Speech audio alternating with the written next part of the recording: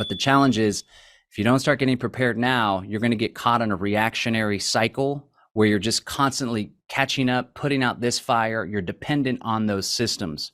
So if you haven't started yet on getting prepared and building this type of homesteading life, like I said before, now is a better time than ever. And there's a lot of small steps and stuff you can do that'll build momentum, build that confidence, where it's only a matter of time before you turn around and you're like, wow, we've actually accomplished a lot. And I feel a lot more comfortable where we are going into this crazy future. Well, the crazy present, I should say.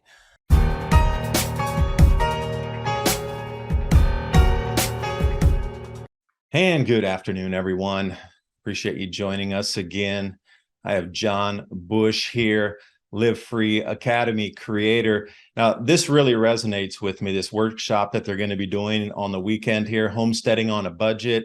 And I've had so many of you write in and say, please give us more solutions to the problems, because I'm good at talking about the problems, talking about winter gardens sometimes, different plants you can grow, how you can, get your gardens up and running.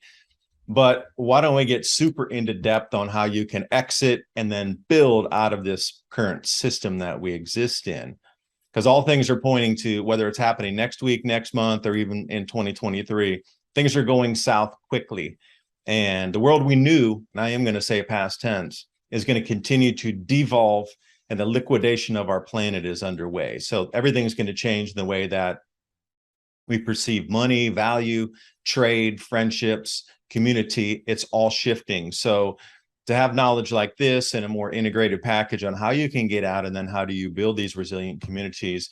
John, I appreciate you joining me today. So floor is yours. And I know you got the workshop coming up. What's that, Homesteading on a Budget? So yeah, let's talk about many things, because I know everybody's solution hungry right now.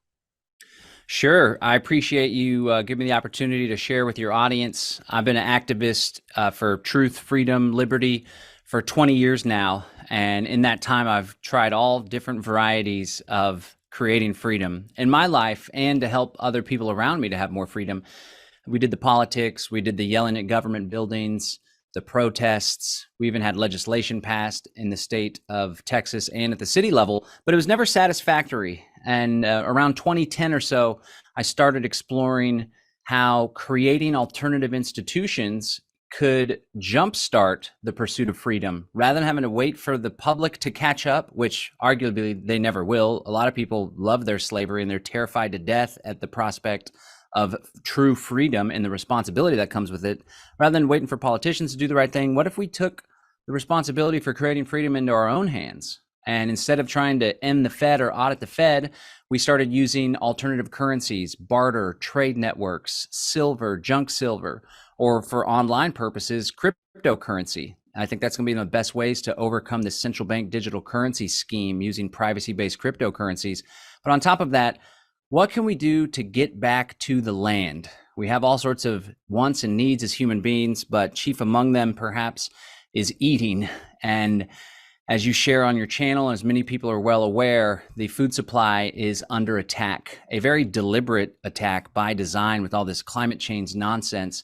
So what we're trying to do with LiveFree.Academy and this upcoming workshop, the Exit and Build Homesteading on a Budget workshop, we're trying to teach people how they can become more resilient, how they can become more self-sufficient, how they can prepare themselves for what's to come by taking small steps and big steps that are affordable, that are practical, some of them are even fun, and how they can do so in order to find more security through the crazy times. And maybe it takes longer, maybe it happens overnight. There's a lot of things we can do that will have a big impact right now. And for the folks that aren't doing them, this is more important than ever. So yeah, and the whole exit and build thing overall, it's the strategy that we convey. And the idea is, rather than fighting the system, rather than complaining, rather than going and hiding out in the woods, we want to exit those systems we find to be useless, we find to be unethical, we find to be harming us, diabolical. We want to exit those systems and build new ones.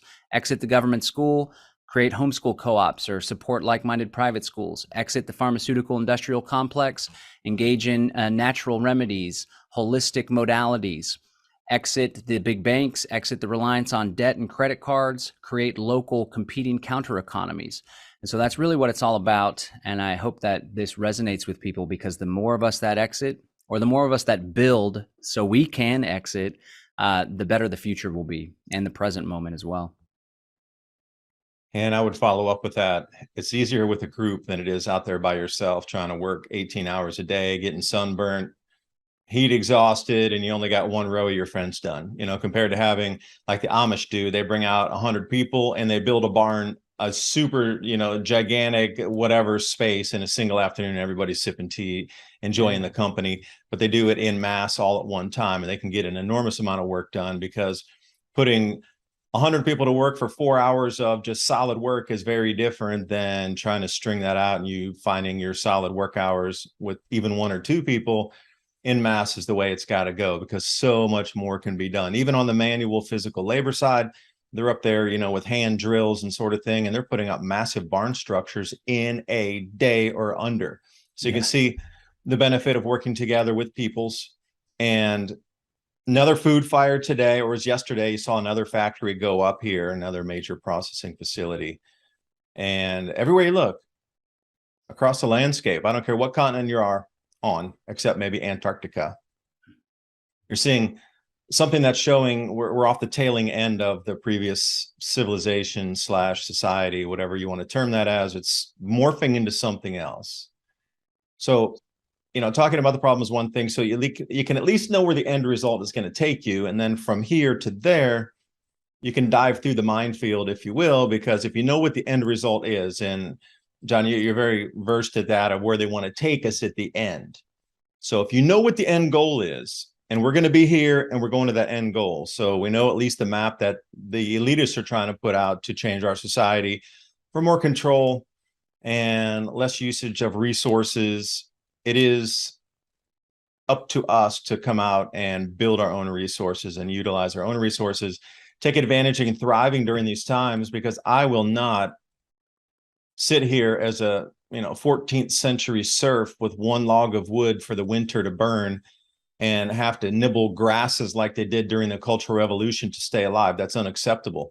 We should be thriving during these times, more abundant than those that are in the cities, with fresher foods, fresher, energized spring water, fresh air, and all working together where the vibration's much higher than relying on a system that knowing that you can take the next step out and you don't have to be fearful because it's going to work when you get self-reliant. That's something hugely different than relying on a system, hoping and praying that the food will come to the supermarket. Who cares? I'm growing a massive garden, enough to give away to others. So supermarket's there, maybe not. We can still hunt a little bit out here. We can fish. There's a lot of opportunities. So that fear factor is not as deep as it would be of somebody living in the city. Yeah, without a doubt. We recently did this big summit called the Exit and Build Land Summit. The whole idea was to encourage people to exit the cities, buy land, and build community in the country.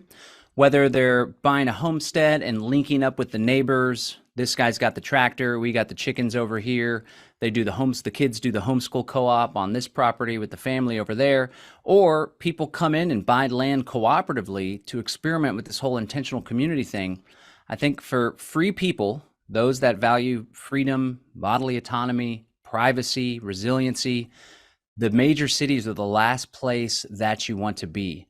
And in fact, a lot of people recognize that. And one of the reasons why we decided to do this Homesteading on a Budget workshop is because one of the biggest limiting beliefs that I heard over and over and over was, I can't possibly afford to buy land. I can barely pay rent, right? Now there's external obstacles, those that we have no control over. And then there's internal obstacles. That's what I refer to as a limiting belief. So one of the things that we want to do is try to smash through those limiting beliefs and show people that you don't have to have a whole lot of money. You don't have to even have a whole lot of land, although it's ideal. You don't have to have a whole lot of land to become more food self-sufficient. There's all sorts of stuff to do. Now, as you said, they have laid out their blueprint. The most accurate iteration of where things are going is what's known as the Great Reset, right? The World Economic Forum's efforts to reshape government, reshape the relationship between business and individuals. And then another component of it, which is perhaps most frightening, is this fourth industrial revolution, where their stated aim is to merge biology and technology, not just human beings, but all biodiversity on Earth. In fact, Microsoft has this global supercomputer project where they want to catalog, track, trace, and analyze every single bit of biodiversity on the earth. And they say that they have noble ends, they want equity and they want biodiversity and they want to help the economy and the environment, right? But at the end of the day, this is the oligarch class. These are folks that have been about manipulation, control, and social engineering for generations. So they've laid that out. It's important to understand that. There's a lot of folks in the freedom, truth, liberty community that's all they do. They just research till they're blue in the face, and oftentimes they start to get overwhelmed by that. There's this expression, black pill, red pills like waking up, black pills where you just get so overwhelmed you become apathetic. So I want to encourage folks, let us understand the problem, but not just for the sake of understanding the problem. Let us understand the problem so as to learn how to navigate around it, how we can insulate ourselves from it. And that's just one piece, because there's a twofold path that we're on here. On the one hand, we want to exit and build. We want to get out of the cities. We want to build resilient communities, grow our own food, pull our kids out of school. We want to do that to protect ourselves. But as you said, we want to thrive too. And I think it's more important to be on the wavelength of, let us create a better world, because we deserve a better world. We deserve systems, institutions, networks, connections, relationships that are in alignment with our nature as free, powerful, beautiful human beings. And so oftentimes people recognize that intrinsically. They just have that feeling inside of them that something's not right. And I'm caught in a rat race trap. I'm living in fear. How am I going to pay this bill? How am I going to feed my family if all this stuff comes crashing down? And so what we're trying to do is show people the way, right? And we don't claim to have all the answers, but in our own experience, we've made some drastic changes in our lives, and we made big sacrifices too. My fiance and I and my two kiddos, we lived in a 399 square foot tiny home for about a year and a half, 2 years, so we could save up for the down payment on the 10-acre homestead that we now live on. We wanted to create an intentional community. So we have 2 community members that live out with us. One of them will be teaching in the Homesteading in a Budget workshop. Also, his name's Nomad Brad. He's going to teach us how to convert tiny homes. He lives in a U-Haul that he converted in this nice luxury tiny home. So he's going to share about that. But he lives on the property free of charge. He provides so much value. We don't charge him any rent.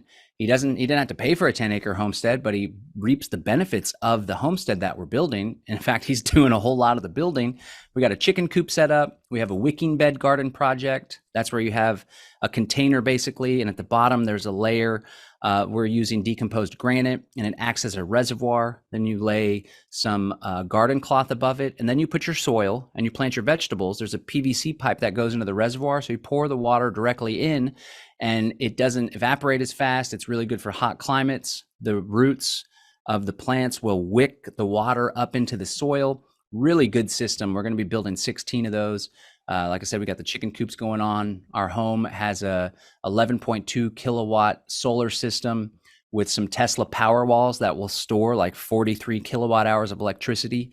So we've been very conscious about the problems that we're facing, and we're purposefully designing a life that will be able to not only weather the storm, but like you shared, thrive through the storm. And so the message I want to convey to folks is, you first got to begin with the end in mind. What kind of life do I want to live? What kind of home do I want to have? What kind of children do I want to raise? What type of wealth and abundance do I want to experience? You got to really get clear on that. Write it down even. And then you got to start laying out the strategy. What are my goals? What are my targets? What's my time frame? And what am I going to do in the present moment so as to create that life for myself in the future? But the challenge is, if you don't start getting prepared now, you're going to get caught in a reactionary cycle where you're just constantly catching up, putting out this fire. You're dependent on those systems. So if you haven't started yet on getting prepared and building this type of homesteading life, like I said before, now is a better time than ever. And there's a lot of small steps and stuff you can do that'll build momentum, build that confidence, where it's only a matter of time before you turn around and you're like, wow, we've actually accomplished a lot. And I feel a lot more comfortable where we are going into this crazy future. Well, the crazy present, I should say. Yeah, it's all around us. Now I have 23 acres out here in East Tennessee, and I have people always Nice. ask me, hey, can I buy 1 or 2 acres off you? I would love to do that, sell it. But the problem is, every time you sell it, you have to have your land resurveyed. And the problem is out here, the surveyors are so chock-a-block full with all the new people coming out. They're buying hillsides, they're buying like unsellable land, using dozers to cut in to get some flat stuff to bring like a single wide, double wide trailer up on the side of a mountain, just somewhere to set up, and trying to cut like a terraced mountain. These people are incredibly busy now. So to even get on their card to come out to resurvey, and you're looking at 4,000 at least for a resurvey, especially around 20 acres going up part of a mountain and then back down again in some flat.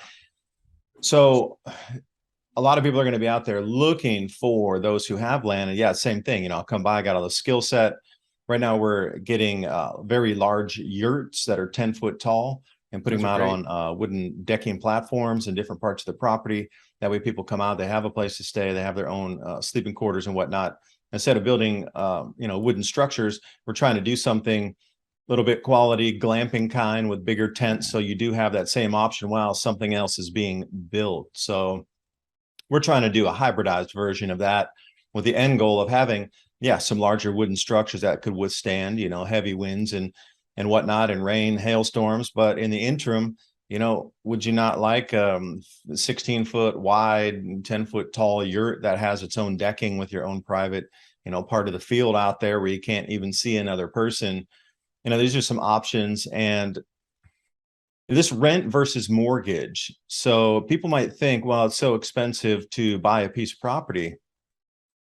But in reality, when you're looking at the mortgage compared to what you're paying for rent, I mean, they're looking at the average rental across the United States at like $2,200 a month for rent. And even if you're borrowing money at 6% or 5.5%, and everybody's screaming about the mortgage rates going up to 5.5%, well, your cost of living is rolling ahead at 9 or 12%. So to borrow it at 6 when your cost of living is going up at 12, 13, and even Shadow Stats puts it at 18% inflation, you know, you could string that mortgage out for 30 years, then pay it off early on a reset using a couple of pieces of silver. If you're thinking in that direction, on how do you get something of value now, get locked in on a really, really, really low payment, because 30 years in the future is so far out there. It's not, you can't even envision the world in 30 years from now. Pull those payments down to $500-600 a month. And then, you know, if you got money, pay it off early, or when the reset comes, you know, cash in some of your metals and be able to pay that note off in full. And you know, looking at farm co-ops and farm credit, like if you're looking at a regular bank, they're going to require different things for credit scores and, you know, tax returns and proof of income, et cetera. Compared to if you're in the countryside, you should be looking at farm co-ops for financing to buy countryside land, because that's what they do. They fund farmers.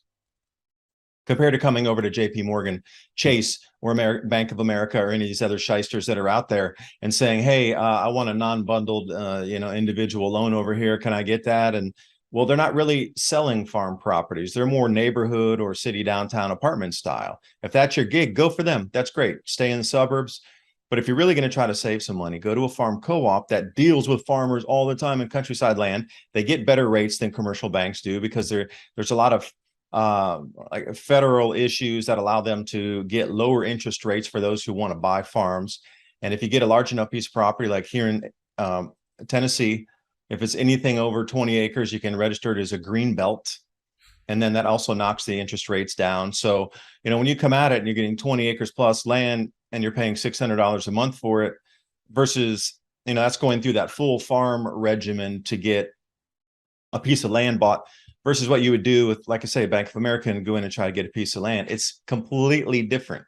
So when you're looking at the mortgage rates versus what you're going to be paying for rentals, you're definitely going to be saving money by buying rural property for sure, not even a question. But then again, you know, it comes out if it's an undeveloped piece, then how do you get it developed? And that's where others come in. Can you buy something like a log cabin like we got here that was next to it?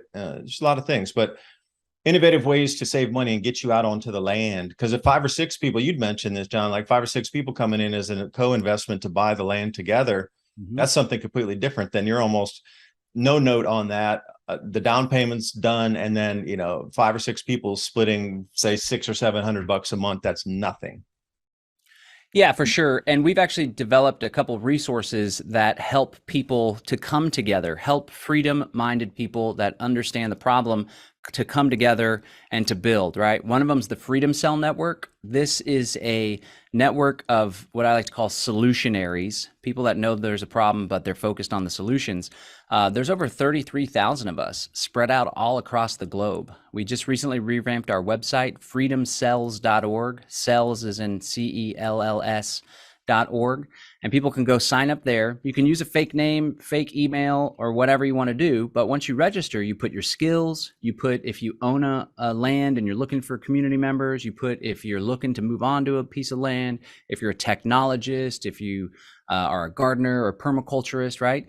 And then you have the opportunity to put a pin on a map. So we don't encourage you to put your home address, maybe a landmark down the street or the coffee shop in town.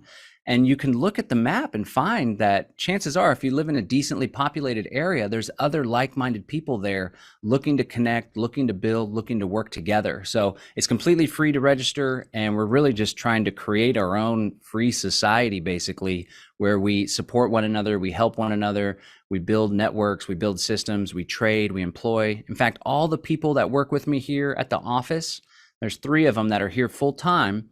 They all met me through this network, which is pretty cool. So I really appreciate that about this network. And on top of that, this budget workshop that we're doing, we are going to talk about creative, I like to call it creative ways to buy land. Because if you're on a budget and you're strapped for cash, you're going to have to get creative, right?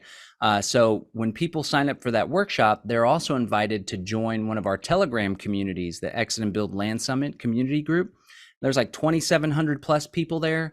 And there's constantly folks saying, hey, I'm in Tennessee, for example. I love Tennessee, by the way. I'm a big Central Texas guy, selfishly, partially, because I want more people down here. But one of my next choices behind Texas is Tennessee. Good friends with this woman, Nicole Sauce. She's actually going to be teaching as part of the workshop. She has a community up there, a Freedom Cell group with like 180 people. She's in Middle Tennessee, as they call it. She's also doing this Self-Reliance Festival that's coming up that later on, I'd love to invite you to come join as a guest. It's going to be really incredible. But what we got to do is get together and find those people that will make it easier to accomplish our goals. So I want to invite everyone, when they purchase a ticket to the workshop, they'll be invited to that community group. And so it's all about, like I said before, casting that vision of where you want to go. So like we did, we decided, I already had this vision before I started dating my fiance. She had the same vision, and we were brought together. We really just empowered one another. But we knew that we wanted to own land, and we knew that we wanted to build an intentional community. At the time, when we first started dating, I had a relationship beforehand. My marriage was falling apart. That was a struggle, the whole divorce thing, crazy, crazy, crazy. But I kept my head up. I decided that I wanted to improve my life for the benefit of myself and my children. Found this woman, we started dating, we started putting our ideas and collaborating. I was struggling financially at the time. She had a great gig. She had just left a job actually, but then she had a great gig. And so we decided like, okay, let's set a goal. Let's make this happen in the next year or two. And so we started moving the pieces into place. Let's pull back on this expense here. Let's cut down on going out to eat. Let's start saving up that money and putting it in a sacred account that we're not going to spend, right? So I could get some money together to live this dream. Fast forward a couple of years, we were able to put the down payment on the property, got a great interest rate. And I'm glad you bring that up, because there's a lot of folks in our community that want to avoid the banks like the plague. But me personally, I don't mind using the bank's money if I can get it for cheap. And when you factor in getting a fixed interest rate loan of a large sum, like buying a large piece of property with a house on it, when you factor in the inflation, you're getting locked in today's dollars, but you're going to be paying that money back in future dollars. A lot of people get concerned when inflation happens, but for me, I'm like, they just printed 9 trillion more dollars. What can I do to get my hands on some of that money personally, right? When it comes to entrepreneurship and businesses, really got to help other people solve their problems. You got to provide value for other people. So I don't have a problem with the loan thing. One concern that I do have, however, is as this central bank digital currency scheme rolls out, where they're going to make the money digital, they're going to allow you to track, trace, surveil the money, and they'll even be able to limit what you can spend your money on, or perhaps, like it says in the book of Revelations, shut off your ability to do commerce altogether unless you have the mark. What is that, a digital ID, implantable chip? I don't know. So that's one concern that I do have, being locked into a mortgage, especially if it's your homestead, where you live, where you get your food.